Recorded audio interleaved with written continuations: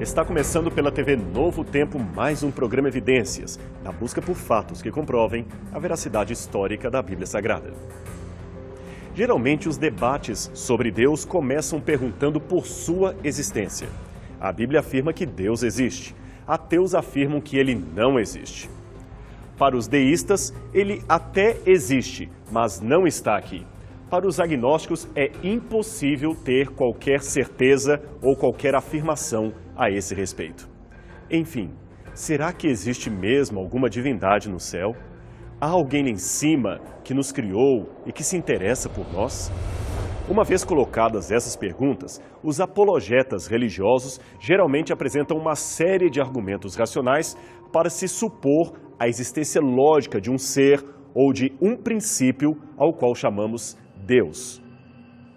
Nós já apresentamos aqui no programa Evidências alguns desses argumentos. Contudo, é possível também iniciar a questão ou o diálogo por um outro ângulo. E se os ateus estiverem certos? E se Deus realmente não existir? Como ficaria a nossa situação?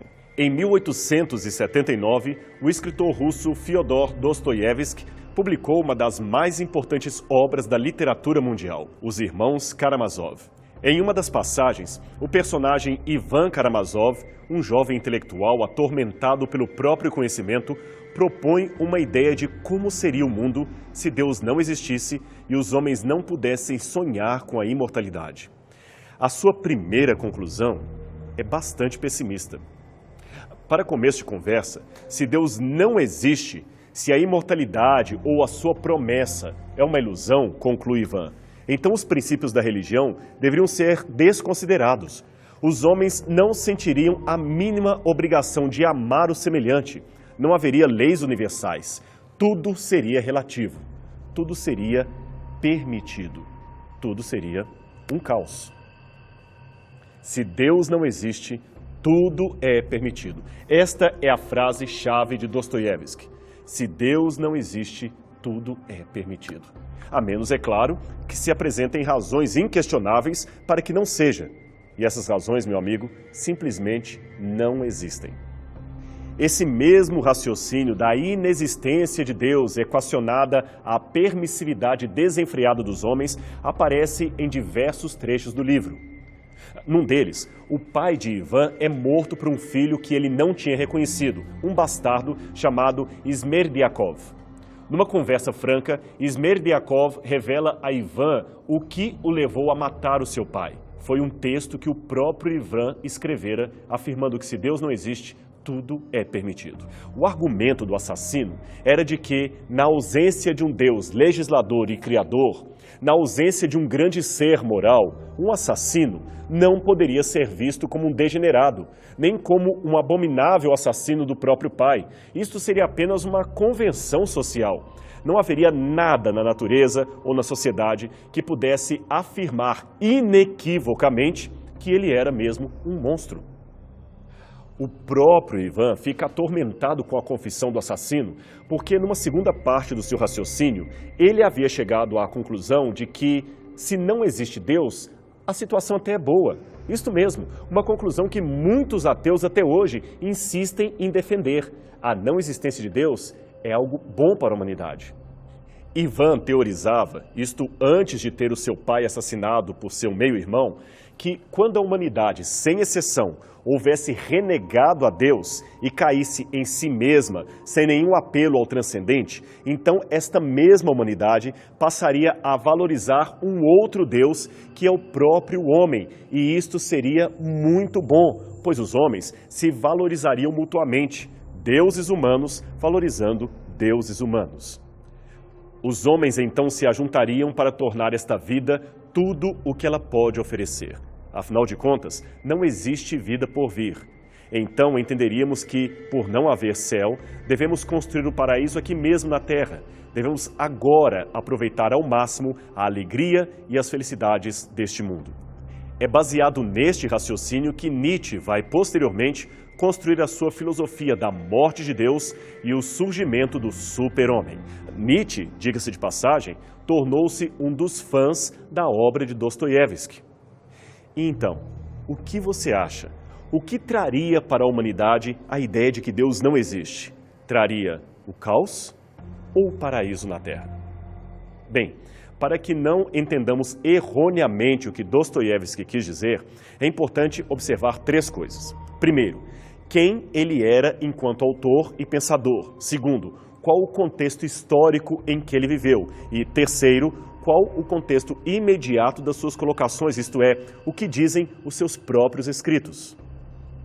Eu digo isto porque a internet muitas vezes proporciona citações fora de contexto que são exploradas tanto por religiosos quanto por ateus de um modo bem artificial em relação ao que o autor originalmente queria de fato dizer.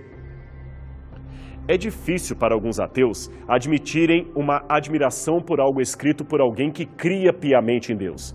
E mesmo quando admitem, tentam fazer dele um semi-ateu, como eles mesmos. E isto é apresentado por alguns em relação a Dostoiévski. Bem, então respondendo à primeira pergunta sobre quem ele era enquanto autor, devemos ter em mente que estamos falando de um escritor que se identificou como um cristão até ao fim de sua vida. Um cristão, é verdade, apartidário em relação à instituição eclesiástica, que ele, aliás, critica frontalmente, mas um crente em Deus no sentido mais exato da palavra. Portanto, seria um erro tomar os seus escritos para defender a instituição religiosa, mas também seria um erro tomar os seus escritos para validar uma ideia otimista do ateísmo. Essa não era a intenção de Dostoiévski e nunca foi. Em segundo lugar, temos o seu contexto histórico. O romancista viveu na Rússia do século XIX, o império que se expandia às custas da fome e da miséria do povo. Ele sofreu na infância o regime opressor de Nicolau I, o mais ditador dos czares. Era uma época de guerras e privações, em meio à qual a intelectualidade russa sofria de uma crise moral e espiritual. E ao mesmo tempo em que buscava novos valores em propostas materialistas, vindas especialmente da Alemanha, sentiam-se perdidos em sua filosofia. Por fim, vamos então falar do contexto imediato, isto é, dentro dos próprios escritos de Dostoiévski. Ele era, antes de tudo, um romancista ideológico que representa em suas histórias os próprios dramas da mente humana.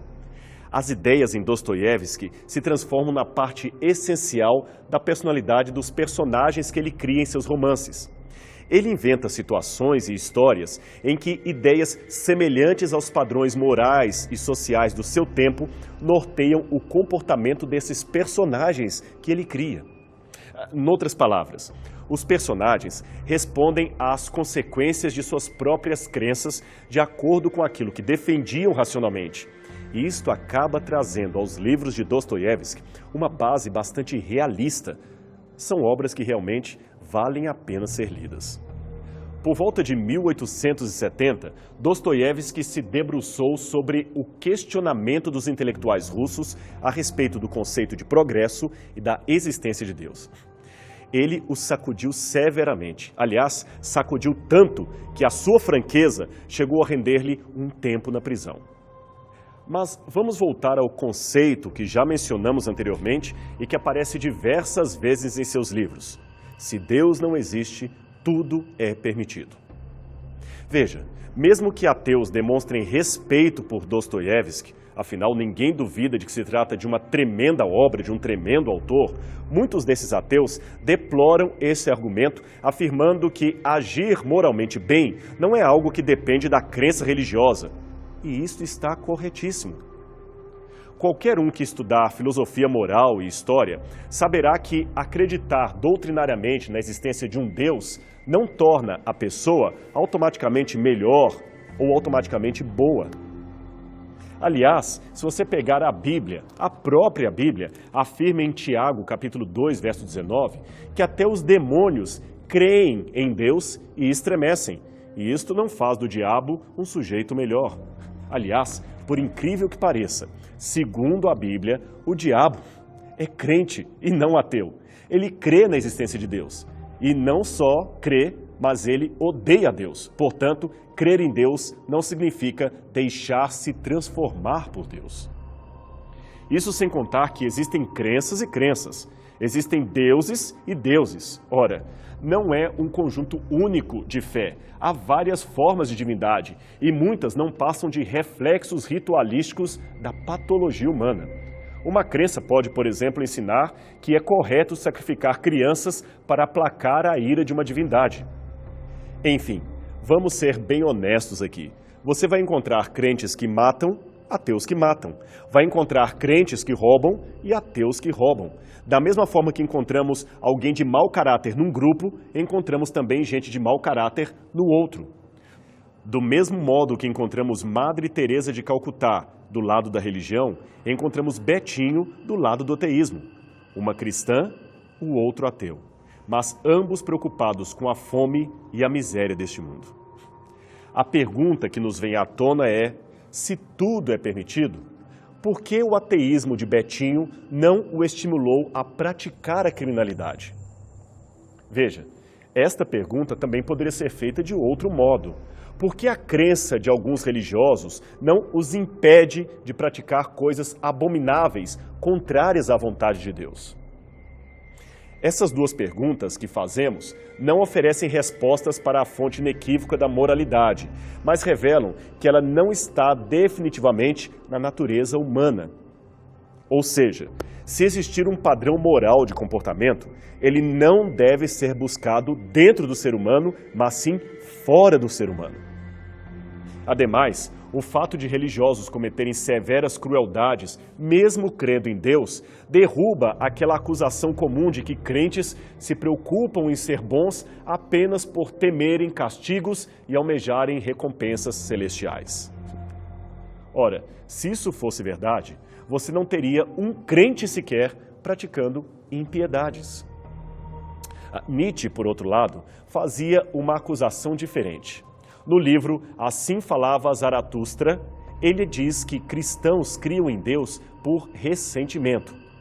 Ora, essa generalização de Nietzsche não faz o menor sentido, pois se você encontra crentes por ressentimento, como ele afirmou, também achará ateus por ressentimento. Veja, há muitos ateus que se comportam como adolescentes revoltados contra o Pai Celestial que nos abandonou num mundo de sofrimento. Veja, se não há Deus, para que tanta raiva assim? Por que odeiam tanto alguém que sequer existe? Eu posso questionar a existência de Papai Noel, mas se o faço, não tenho como me revoltar contra ele, pois ele não existe. O próprio Nietzsche falava, num outro contexto, é claro, daqueles que libertam seus amigos, mas não afrouxam as próprias ataduras. Alguns ateus, meu amigo, são assim, querem livrar o mundo de Deus, mas o odeiam, como se ele de fato existisse para ser odiado. Considerando, pois, que o padrão da moralidade não pode estar dentro do sentimento humano, afinal cada um pensa e age de um jeito, o que faremos com a proposta de Ivan? Aceitamos que sem Deus nada é proibido ou negamos esse princípio? Antes que os ateus se ofendam com a ideia de que estamos dizendo que só crentes conseguem ser morais, como já dissemos anteriormente, não se trata disto. Dostoiévski não estava falando de indivíduos, mas de princípios coletivos aplicados a indivíduos, ou seja, princípios justificadores. Eu vou explicar isso melhor para você. Um ateu pode até ter comportamentos morais elogiáveis, mas de onde ele tira tal princípio? Em que ele se baseia para dizer que tal atitude é boa ou má, correta ou incorreta? Esta é a questão. Mesmo que alguns tenham dificuldade em admitir, um dos maiores dramas do ateísmo é precisamente encontrar justificativas não circunstanciais, mas realmente universais, que permitam seguramente dizer que algo é realmente certo ou realmente errado. Por exemplo, considerando que Deus não existe, que argumento moral podemos usar para sentenciar à cadeia um ladrão, um estuprador ou um assassino? Dostoiévski tratará disto noutra obra intitulada Crime e Castigo. Quem, afinal de contas, determinou que tal e tal coisa constituem um crime ou uma imoralidade? Quem constituiu isto? A razão humana? Qual das razões humanas? Veja, existe a razão do bandido e também a razão do mocinho. Temos a razão de Hitler e temos a razão de Gandhi. Ambas são razões humanas. E qual delas deverá ser o padrão moral da humanidade? Enfim, que parâmetros eu teria para dizer que Gandhi está correto e Hitler está errado? Coisas consideradas certas em determinada cultura são consideradas erradas noutra cultura. O mesmo terrorista que o Ocidente considera um assassino é celebrado como herói em algumas regiões do Oriente Médio. Só para você ter uma noção, em 2014, essa biblioteca situada num colégio feminino de Islamabad, capital do Paquistão, recebeu o nome de Biblioteca Osama Bin Laden. E que tal a natureza? Seria então a natureza uma fonte de moralidade para os seres humanos de um modo geral? A resposta novamente é negativa, pois coisas que o nosso senso comum considera um absurdo são perfeitamente normais no mundo da natureza, no mundo animal. Algumas fêmeas de aranhas e insetos, por exemplo, matam o macho logo depois da cópula e determinados grupos de pinguins empurram os companheiros mais fracos geleira abaixo apenas para servirem de isca e distraírem os predadores. Antes de prosseguir, é bom que se diga que não estamos aqui discutindo leis religiosas, sejam elas provenientes da Bíblia, do Alcorão ou do Bhagavad Gita. Admitimos, por exemplo, que existem leis bíblicas que eram circunstanciais, localizadas e não podem servir de parâmetro para nós que vivemos hoje em dia. O nosso ponto aqui é muito específico. Veja bem, é possível falar genuinamente de moralidade não convencional, caso neguemos a existência de Deus? Até agora, a resposta parece ser um notório não.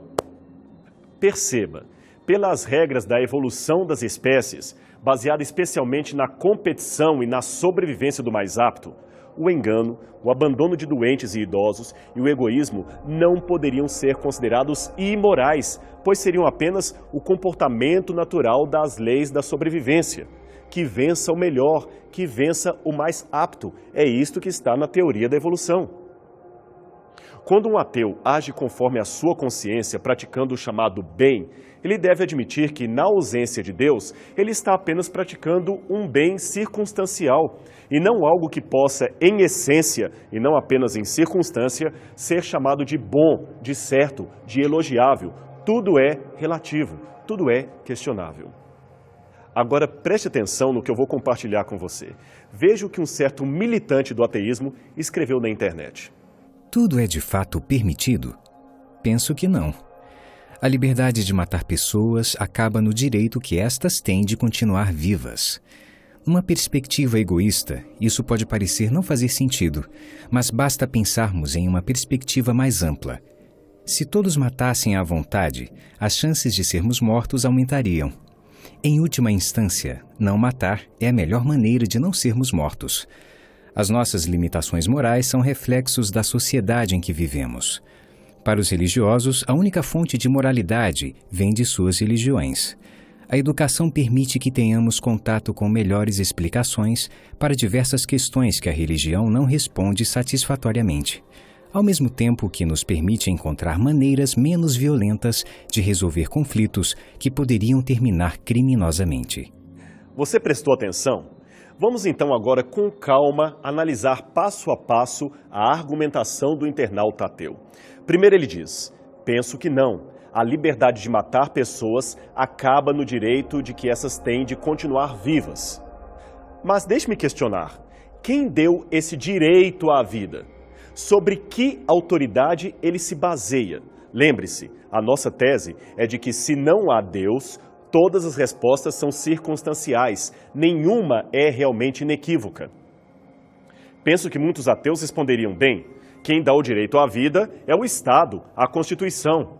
Ora, se o Estado é quem dá direito à vida, o Estado também possui o direito de tirar a vida. Sendo assim, ninguém pode condenar um ditador como Saddam Hussein ou Bashar al-Assad por tirarem a vida de rebeldes. Afinal, naquele contexto específico, naqueles países específicos, eles eram o Estado.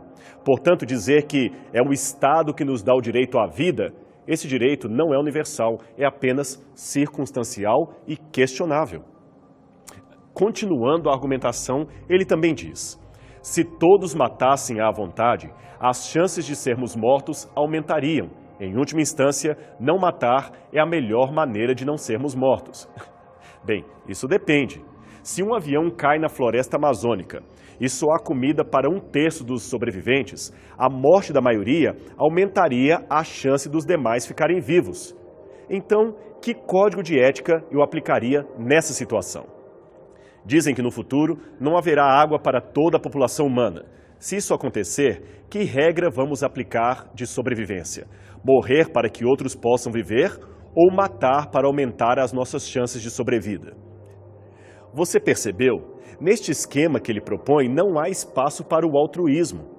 Eu sei que os ateus têm sentimentos, eu tenho conhecido os ateus que são altruístas. Não é disto que estamos falando, e sim do fato de que, sem Deus, esses sentimentos são mera circunstância, não valem para todas as instâncias. Veja novamente a lógica do internauta. Evitamos matar porque isto aumenta a nossa chance de sobreviver. E se não aumentar? Então eu estou livre para matar? E antes que alguém objete, saiba que o próprio Darwin, isto mesmo, o pai do evolucionismo, admitiu que a solidariedade e o altruísmo não podem ser explicados pela lei da evolução. Veja, ele não afirmou que a evolução não tem ainda explicação para isto, pelo contrário, essas leis evolutivas chocam-se com os princípios morais do altruísmo. Afinal de contas, a regra da evolução é sobreviver e não ajudar. Os genes não têm como explicar, justificar a moralidade. Pelo contrário, podem até ser um contraposto a ela. Continuando, as nossas limitações morais são reflexos da sociedade em que vivemos. Para os religiosos, a única fonte de moralidade vem de suas religiões. De fato, ele aqui admitiu o óbvio. A moral do ateu vem da sociedade em que ele vive. Só faltou dizer qual é esta sociedade, pois, afinal de contas, existem várias sociedades. Logo, não tem como ele inquestionavelmente definir qual moralidade social seria a correta e qual seria a errada.